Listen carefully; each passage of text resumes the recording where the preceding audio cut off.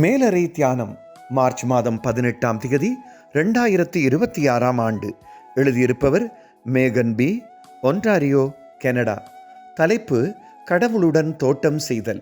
வாசிக்க வேண்டிய வேதப்பகுதி கலாத்தியர் 5ஆம் அதிகாரம் 16ஆம் வசனம் தொடங்கி 26ஆம் வசனம் வரை. இன்றைய நாளுக்குரிய தியான வசனம் கலாத்தியர் 5ஆம் அதிகாரம் 16ஆம் 17ஆம் வசனங்கள். ஆவிக்கேற்றபடி நடந்து கொள்ளுங்கள், அப்பொழுது மாம்ச இச்சையை நிறைவேற்றாதிருப்பீர்கள்.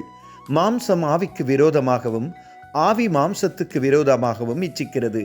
நீங்கள் செய்ய வேண்டுமென்றிருக்கிறவைகளை செய்யாதபடிக்கு இவைகள் ஒன்றுக்கொன்று விரோதமாயிருக்கிறது.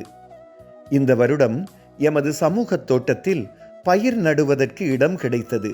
எனது செடிகள் செழித்து வளர்ந்தது. அது மகிழ்ச்சியாக இருந்தாலும் களைகள் விடாப்பிடியாக தொல்லை தந்தன. அவைகள் வளர்கின்ற வேகத்தை கவனித்தால் ஒவ்வொரு கிழமையும் ஒரே இடத்தில் அதே களையை பிடுங்குகிறேனா என்ற எண்ணம் வருகின்றது. எனது மரக்கறி செடிகள் நன்றாக வளர்கின்றன. நீங்கள் எப்படி எம்மை அழிக்க முற்பட்டாலும் நாம் வளர்ந்தே தீருவோம் என்று களைகள் தீர்மானம் எடுத்திருப்பது போல தோன்றுகிறது. எமது வாழ்விலும் இதற்கு சமாந்தரமான விடயம் இருக்கிறது. கடவுளின் ஆவியானவர் எமக்குள் வளர்ந்து அன்பு, சந்தோஷம், சமாதானம், நீடிய பொறுமை, நற்குணம், விசுவாசம், சாந்தம், இச்சையடக்கம் ஆகிய கனிகளை தருகிறார். கலாத்தியர் 5ஆம் அதிகாரம் 22ஆம் 23ஆம் வசனங்கள். ஆனால் எமது வாழ்க்கையில் பொறாமை, கோபம், விரோதம், சண்டை, பிரிவினை போன்ற களைகளும் வளர்கின்றன. கலாத்தியர் 5ஆம் அதிகாரம் 19ஆம் 21ஆம் வசனங்களில் காணலாம். இவைகளை அகற்றுவது சிறிது கடினமாக இருந்தாலும் வேருடன் பிடுங்கப்பட வேண்டும். அதை நாம் தனியாக செய்ய வேண்டியதில்லை என்பது நல்ல செய்தி.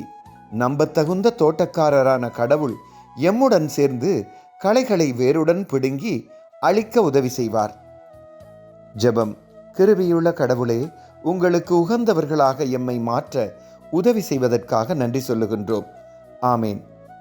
இன்றைய நாளுக்குரிய சிந்தனை: என்னை மாற்றுவது என் சித்தமல்ல, எனக்குள் வாசம் செய்யும் கடவுளே அதை செய்கிறார். கர்த்தருடைய அன்பும் இரக்கமும் அவரது பிரசன்னமும் வழிநடத்தலும் இந்த நாளில் உங்கள் அனைவரோடும் கூட இருப்பதாக.